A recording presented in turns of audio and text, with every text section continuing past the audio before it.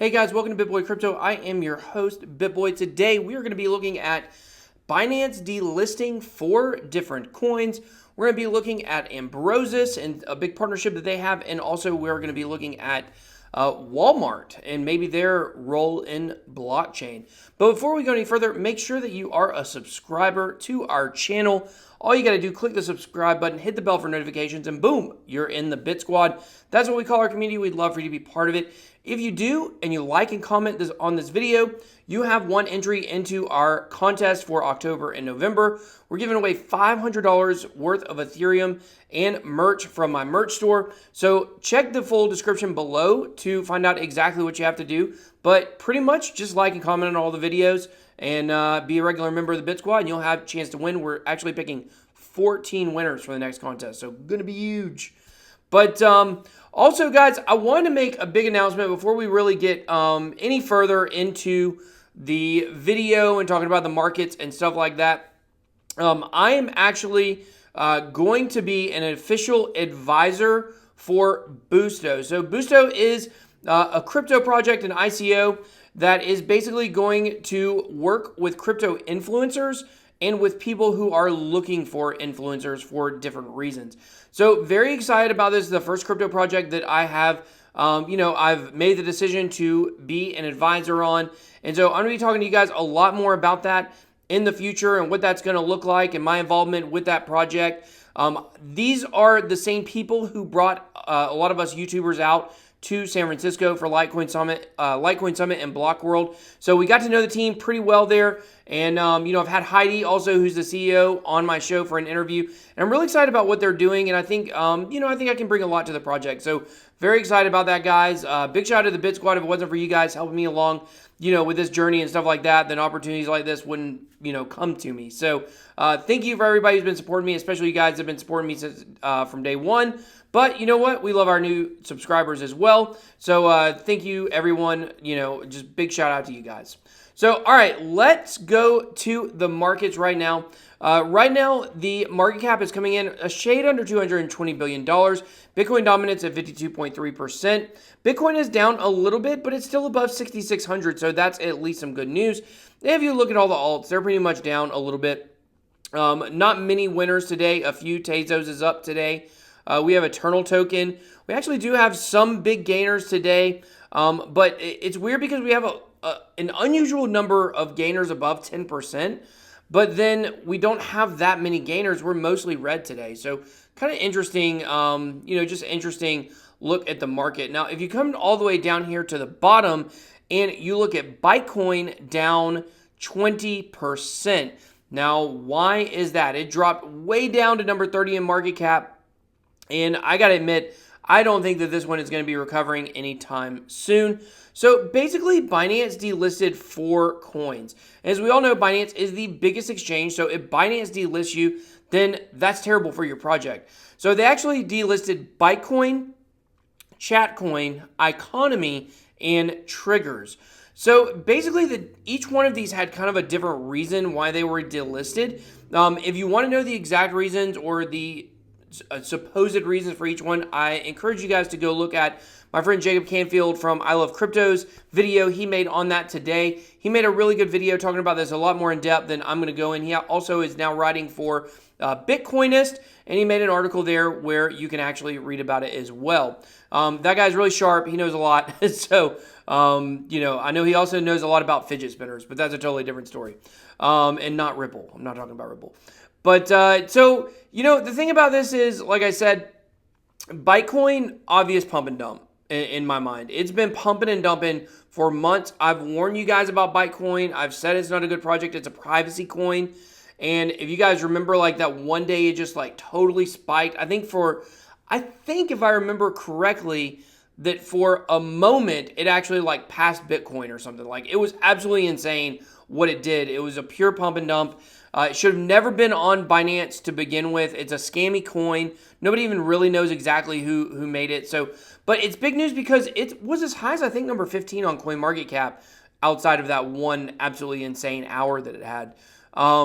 But it's just not something I've told people to invest in. Something I've told people to definitely stay away from. And kind of like BitConnect, right? BitConnect was one of those things where everybody was saying, don't do it, don't do it, don't do it. And yet people were still investing in it and they got burned. So good on Binance for removing bytecoin out of their listings. The other three, well, really with iconomi, they actually had some changes to the makeup of their project, and they've switched to, I think it's like an equity token or something like that. And Binance had to remove them in order to stay straight with regulation. Now, that doesn't mean that in the future iconomi might go back onto Binance. Not really sure, but they at least sent a tweet out earlier today before the announcement was made, kind of warning their people that this was a possibility. So I think out of these four, I would say that bytecoin is the one that's like really scammy and I'm really glad about. The other three just kind of have some different reasons, but bytecoin is definitely the one. As you can see, it's still in the top 100. And there are people that still like this project. So, all right, guys, let's move on. Let's look at Ambroses. Ambroses is a supply chain project that we've looked at before, and I told you guys I really like what they're doing, but in my mind, like kind of the drawback of Ambroses is it's so specific that I've said many times I believe that eventually when interoperability hits, we're going to see projects merging, and the ones that do more, I think, are going to do better. Now, if you listen to my podcast interview with John McAfee on my podcast Beards and Bitcoins with my co-host Jay Chains, John McAfee totally disagrees with me on that, which was really crazy. I wasn't expecting us to have any kind of, contentious points, but that was definitely one he disagreed with. He said that we could have 2 million coins out there. I don't believe that's true. I believe we'll probably end up with less than 100. But in any, the point here on the story is that Ambroses has partnered with NDS and Megamart to track premium quality beef. And, I think this is really good. So Ambroses is supply chain tracking, but it's specifically for food and pharmaceutical items. They have two other things. I can't remember exactly what they are at the moment, but two other things they track as well. But those are the two main things. That's their main focus. So considering that is their focus and they got this big partnership with Megamart, I think that's really, really good for this project. I think Ambroses is one that has got a lot of potential, and I think it's going to do very well in the short term, especially as it's getting more partnerships and more people it's working with to be able to actually do what it's supposed to do as a product and a project, which is more than most in the top 100 or even top 200 are doing. So big shout out to them for that. And supply chain is just one of these spaces where we have a lot of use case for. And speaking of that, so I found an article, I'm not going to link to it here, but I found an article about Walmart. There was an article saying that Walmart is getting into blockchain with their new project called Walmart Leafy. And so I started reading the article a little more in depth, and I discovered that basically the whole thing was fake. The article wasn't real. There's not a Walmart blockchain project named Walmart Leafy. And so in my research of trying to figure out what was the truth, I Googled Walmart Leafy, and I actually came across this article from a little over a week ago, maybe about 2 weeks ago now, I guess. It says, Walmart's blockchain offers tech fix, but there's more to leafy greens than data.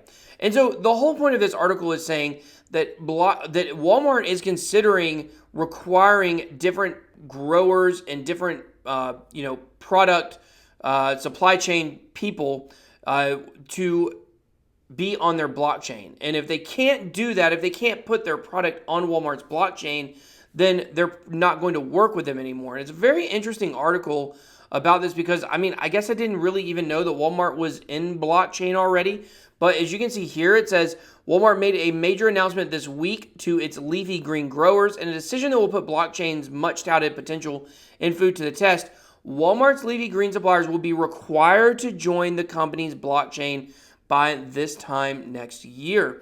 So Walmart has their own blockchain apparently that they're doing supply chain tracking on. Maybe you knew this. I did not know this.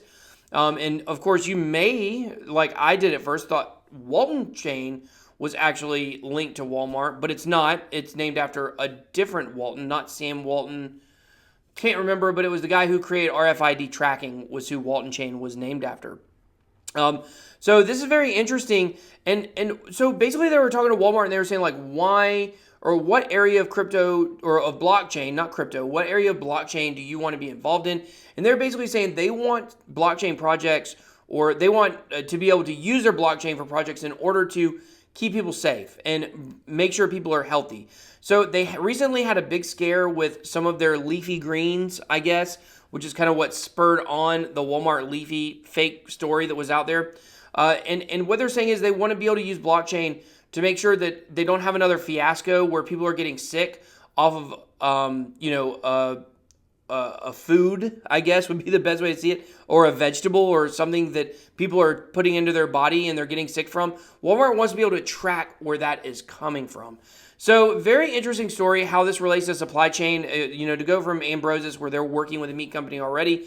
It seems like maybe Ambroses might have some of the answers that Walmart is looking for. So it'll be very interesting to see if Walmart comes out with their own coin in the future, or how their blockchain works with other projects and products and supply chain and things like that. So definitely something to keep your eye on, because as we know, Walmart is one of the biggest companies out there for sure. And, I would think other than Amazon, they would have the biggest supply chain needs out there. So just once again, keep your eye on this. Keep your eye on Walmart with blockchain. Could be absolutely huge if they ever come out with their own coin. You get a discount for using it at the store, things like that.